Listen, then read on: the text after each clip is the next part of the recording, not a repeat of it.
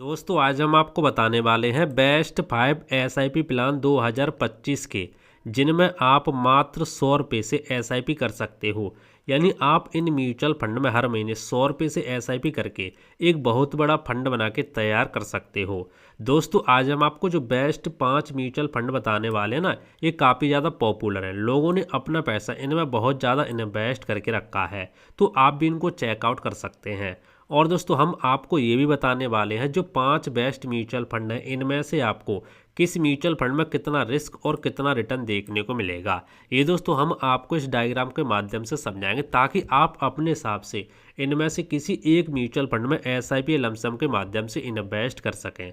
तो आइए दोस्तों शुरू करते हैं आज की वीडियो और जान लेते कौन से म्यूचुअल फंड है। इन म्यूचुअल फंड के बारे में पूरी जानकारी, आप किस तरीके से इनमें एसआईपी कर सकते हो और आपको कितना प्रॉफिट देखने को मिलेगा, कितना आपको इसमें रिटर्न देखने को मिलेगा। तो सारी जानकारी आज के इस वीडियो में हम आपको बताने वाले हैं। तो आइए दोस्तों शुरू करते हैं आज की वीडियो और समझ लेते हैं ए टू जेड जानकारी। तो आइए दोस्तों समझते हैं। दोस्तों सबसे पहले हम बात करते हैं हमारा पहला म्यूचुअल फंड कौन सा होने वाला है।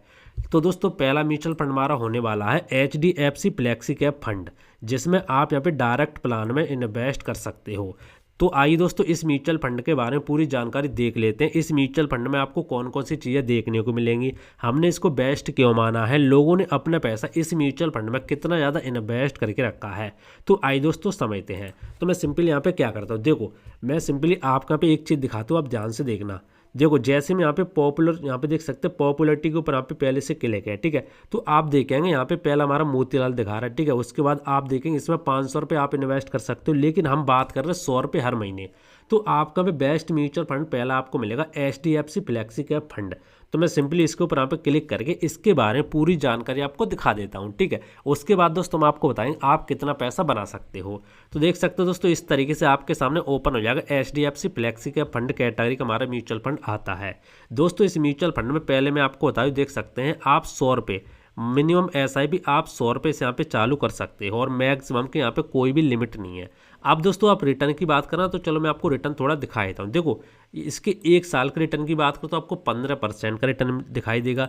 3 साल की बात करो तो आपको 23% का रिटर्न मिलेगा और 5 साल की बात करो तो 33% है। और ऑल की बात करें, जब से म्यूचुअल फंड शुरू हुआ तब से अब तक इसने 16 पॉइंट यानी लगभग 17% का भी रिटर्न दिया है। तो काफ़ी अच्छा म्यूचुअल फंड होने वाला है। और दोस्तों उसके बाद आप देखेंगे ना, तो ग्रो एप्लीकेशन में इस पर यहाँ पे रेटिंग की बात करें ना, तो 5 की रेटिंग इस पर मिली हुई है, तो काफ़ी बेस्ट माना जाता है। उसके बाद दोस्तों सबसे मेन चीज़ आप देखना, फंड साइज। लोगों ने अपना पैसा इस म्यूचुअल फंड में कितना इन्वेस्ट करके रखा है, 64,124 करोड़, ठीक है। करोड़ों में बात हो रही है, हज़ारों में नहीं, लाखों में नहीं, करोड़ों में, यानी 64,124 करोड़ यहाँ पे पैसा इन्वेस्ट करके है लोगों ने। तो काफ़ी बेस्ट विश्वास इस म्यूचुअल फंड में होने वाला है। और दोस्तों क्यों नहीं होगा, क्योंकि HDFC हमारे पूरे भारत की प्राइवेट सेक्टर की नंबर 1 पे आने वाली बैंक है, इसीलिए लोग इस पे भरोसा करते हैं। आइए दोस्तों मैं आपको और भी चीज़ें दिखाने वाला हूँ, ये म्यूचुअल फंड बेस्ट क्यों हो जाता है।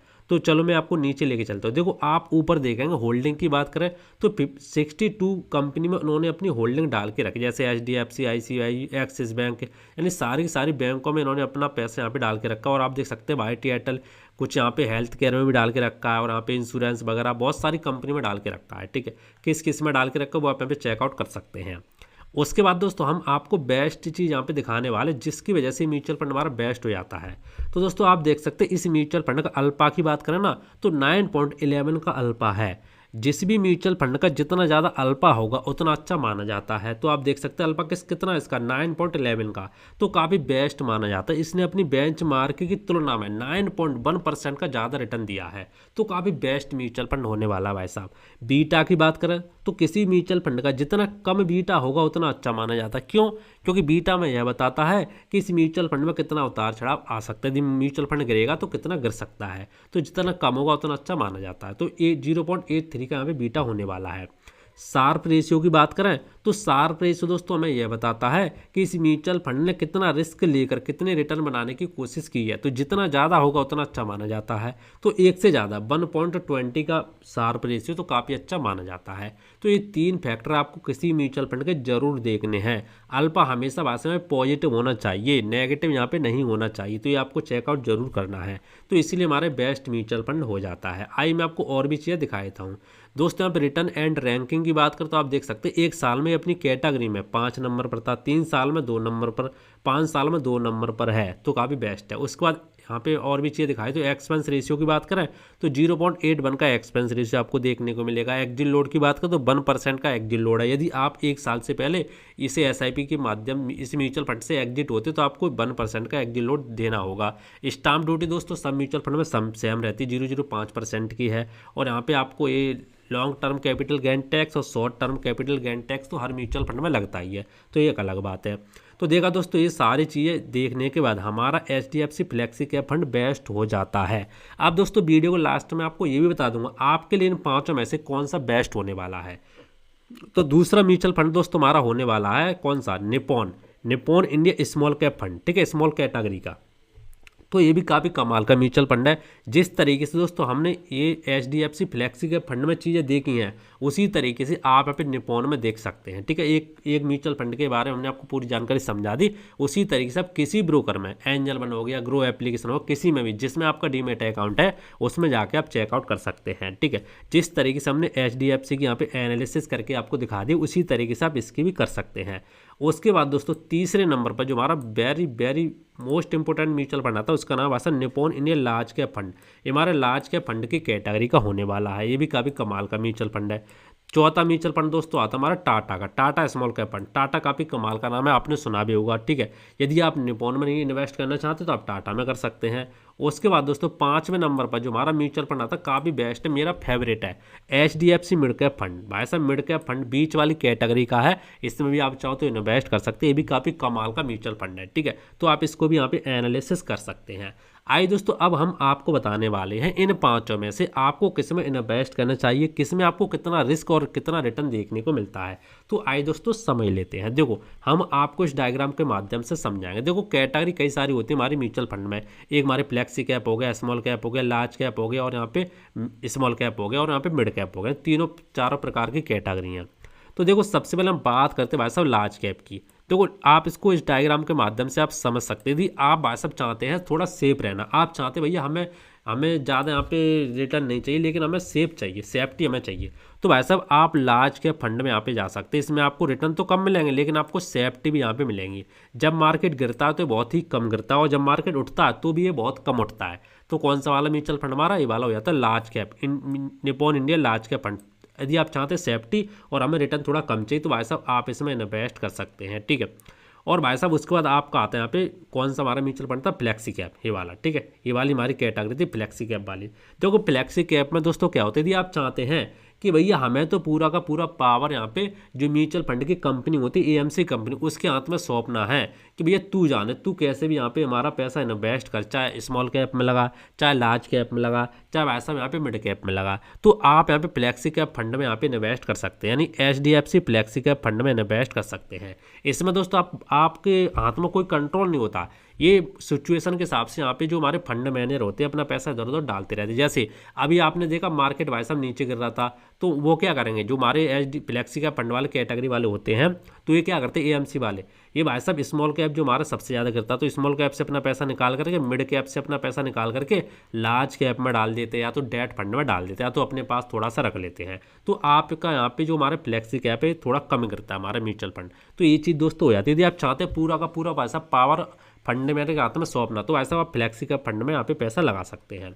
उसके बाद जो तुम्हारी कैटेगरी आती है मिड कैप फंड। देखो मिड कैप में क्या होता है, मिड कैप में भाई साहब आपको इन दोनों कैटेगरी से ज़्यादा रिटर्न देखने को मिलेगा, ठीक है। इन दोनों कैटेगरी से आपको ज़्यादा रिटर्न देखने को मिलेगा लेकिन भाई साहब आपको रिस्क भी यहाँ पे इन दोनों से ज़्यादा देखने को मिलेगा। रिस्क का मतलब दोस्तों ये नहीं है कि आपका पैसा भाई साहब चला जाएगा, मारा जाएगा, ऐसा नहीं होता। यदि मार्केट गिरेगा तो नेगेटिविटी यहाँ पे आ जाती है, नेगेटिव आपको फंड यहाँ पे दिखाई देता है। यदि आप थोड़े बहुत डटे रहोगे तो आने वाले समय फिर मार्केट ऊपर जाएगा, फिर पॉजिटिव यहाँ पे दिखाई देगी, तो वो भी चीज़ हो जाती है। यदि भाई साहब आप लंबे समय के लिए इन्वेस्ट करना चाहते हैं, 10 साल से ऊपर आप पैसा आप इन्वेस्ट करना चाहते हैं, 10-15 साल से ऊपर, तो आप या तो स्मॉल कैप या तो भाई साहब यहाँ पे मिड कैप में डाल सकते हैं, कोई टेंशन नहीं, आपका फंड यहाँ पे काफ़ी बड़ा बनेगा। और भाई साहब आप यहाँ पे लार्ज कैप और यहाँ पे फ्लेक्सी कैप में डालेंगे तो इसमें थोड़ा कम बन सकता है। लार्ज कैप में तो बहुत कम बनेगा, फ्लेक्सी कैप में बनेगा लेकिन लार्ज कैप में तो बहुत कम बनेगा, ठीक है। तो वो चीज़ दोस्तों हो जाती है। अब दोस्तों हमारा ये स्मॉल कैप हो गया, ठीक है, वो सॉरी यहाँ पे मिड कैप हो गया हमारा। मिड कैप मैंने आपको बता दिया। यदि आप चाहते भाई साहब यहाँ पे बीच में रहना तो आप इस डायग्राम के माध्यम से समझ सकते हैं। यदि आप चाहते हो थोड़ा रिटर्न ज़्यादा लेना लेकिन स्मॉल कैप से थोड़ा कम रिस्क चाहते हैं, ठीक है, तो आप भाई साहब mid cap HDFC mid cap fund में अपना पैसा इन्वेस्ट कर सकते हैं SIP या लमसम के माध्यम से। उसके बाद दोस्तों हमारी लास्ट कैटेगरी बचती है स्मॉल कैप फंड। दोस्तों स्मॉल कैप फंड क्या होता है, निफ्टी फिफ्टी में जो हमारी यहाँ पे स्टॉक मार्केट में छोटी छोटी कंपनी होती हैं उनमें आपका पैसा लगाया जाता है। इसमें आपको रिस्क भाई साहब सबसे ज़्यादा देखने को मिलता है इन सभी कैटेगरी से, सबसे ज़्यादा। लेकिन भाई साहब रिटर्न भी आपको सबसे ज़्यादा देखने को मिलता है, ये भी चीज़ मैं यहाँ पे मान्य रखती है। यदि भाई साहब आप यहाँ पे 15 साल से ऊपर लंबे समय के लिए SIP या लमसम के माध्यम से इन्वेस्ट करना चाहते हैं तो दोस्तों मैं तो आपसे यही कहूँगा, आप वैसे या तो टाटा स्मॉल कैप में इन्वेस्ट कर सकते हैं या तो आप निप्पॉन स्मॉल कैप में इन्वेस्ट कर सकते हैं। दोनों म्यूचुअल फंड में से किसी एक में इन्वेस्ट कर सकते हैं। दोनों काफ़ी कमाल के म्यूचुअल फंड होने वाले हैं, तो काफ़ी कमाल के यहाँ पे आपको रिटर्न भी मिलने वाले हैं। और दोस्तों ये जो 5 म्यूचुअल फंड है इनमें आप मात्र 100 रुपये हर महीने SIP के माध्यम से इन्वेस्ट कर सकते हैं, मात्र 100 रुपये, ठीक है। तो मैंने मात्र 100 रुपये वाले यहाँ पे म्यूचुअल फंड आपको बताए, ना कि मैंने आपको ये सबसे टॉप वाले बताए। ये मत समझ लेना कि भाई साहब सबसे टॉप म्यूचुअल फंड कौन से होने वाले, वो नहीं, मात्र 100 रुपये वाले जो बेस्ट है, काफ़ी कमाल के म्यूचुअल फंड होने वाले हैं। तो दोस्तों आप इनमें से किसी एक म्यूचुअल फंड को पकड़ करके अपने हिसाब से रिस्क और रिटर्न के हिसाब से इन्वेस्ट कर सकते हैं। मैंने आपको सारी चीज़ें बता दी। और एनालिसिस कैसे करनी है, या तो आप ग्रो एप्लीकेशन में जा सकते हैं, जिस तरीके से मैंने आपको बताई थी, आप म्यूचुअल फंड का नाम डाल करके और आप एनालिसिस कर सकते हैं, ठीक है। और दोस्तों मैं आपको एक चीज़ और बता दूं, देखो हमने जो आप अपने हिसाब से आपको चीज़ें बताई यहाँ पे, मात्र 100 रुपये से आप इन्वेस्ट कर सकते हो। देखो यदि आपके पास ज़्यादा पैसा है तो भाई साहब आपको पता होगा, यदि आपके पास ज़्यादा पैसा तो आप 500 रुपये यहाँ पे लगा सकते हो, 500 रुपये हर महीने इन्वेस्ट कर सकते हो। आप 1000 चाहो 1000 कर सकते हो, आपके ऊपर डिपेंड करता है। और दोस्तों आपको इनमें से किसी म्यूचुअल फंड में इन्वेस्ट करना सोच समझकर इन्वेस्ट करना है। हमने देखो अपनी एनालिसिस के बारे में आपको बता दिया, किस तरीके से हमने एनालिसिस करके हमने बेस्ट आपको बताए हैं।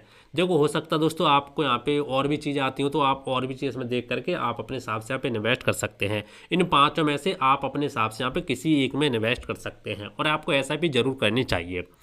दोस्तों यह वीडियो सिर्फ और सिर्फ एजुकेशन पर्पज़ के लिए, जो भी आप इन्वेस्टमेंट करें अपने रिस्क पर करें, हमारे यहाँ पे कोई नहीं है, ठीक है। हमारा ये बात कहना कि आपने बता दिया हमने यहाँ पे इन्वेस्ट कर दिया हमारा पैसा डूब गया, ऐसा नहीं होगा दोस्तों, ठीक है। और दोस्तों म्यूचुअल फंड एक रिस्की इन्वेस्टमेंट है, तो सोच समझकर और अपने दम पर यहाँ पे इन्वेस्टमेंट करें।